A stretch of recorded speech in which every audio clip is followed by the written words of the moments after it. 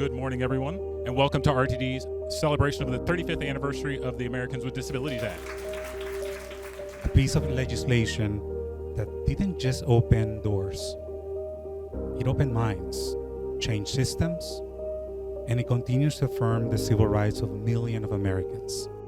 I guess what really drew me to the project was just knowing the history involved in Denver with RTD and those protests that led up to the ADA, which has been so transformative.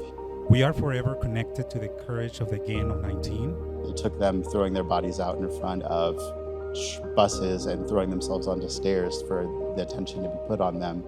This group of folks who put their bodies on the line set off what would become a revolution. They were saying to the world, we are not going to put up with this inaccessible world any longer. RTD is giving attention to, something that's not super great about the past, but making it something that celebrates the accomplishment that came from it. I've never been associated with a movement that was more correct, more right, and more in need of winning. But the truth is, we live in a time when the rights are on the run. I think most people in this world want us to live a good life. But that one policy that they're not thinking about can impact so many people. From peaceful demonstrations against RTD to filing lawsuits to running for public office, the advocacy for accessible public transit was truly a communal effort. That protest didn't just block traffic. It moved a nation. I get to exist.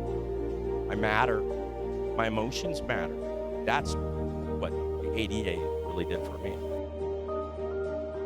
What Dignity in Transit means to me is to do more than the minimum, meet people where they are and do and exceed what the regulations are. We have to show up and we have to be visible. And once our representatives realize that there's 1 in 4 people in the country that are people with disabilities, and that's a severe undercount, we have strength in numbers, and we have to leverage those numbers in our community to be visible and be heard, and show that we are a voting bloc that needs to be listened to, and we can move politics accordingly.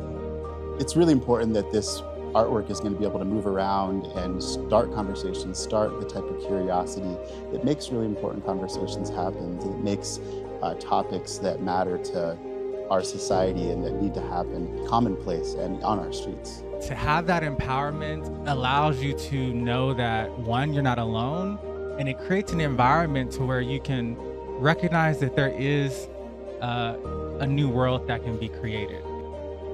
I'm proud to announce the Civic Center station was voted on this week by the RTD board and will be named in honor of Reverend Wade Blank as a permanent tribute to his courage, strategy, and unwavering demands for us to be better. It's going to really celebrate something that matters to our country at large and our just general human experience. The ADA is meant to be a foundation. That's what we build upon and continue to make the progress that has been talked about through this whole afternoon. We are deeply grateful to everyone who joined us in honoring this milestone as we pay tribute to the legacies of the past, to shine light on the present, and to raise up a call to action of what we can collectively achieve for the future.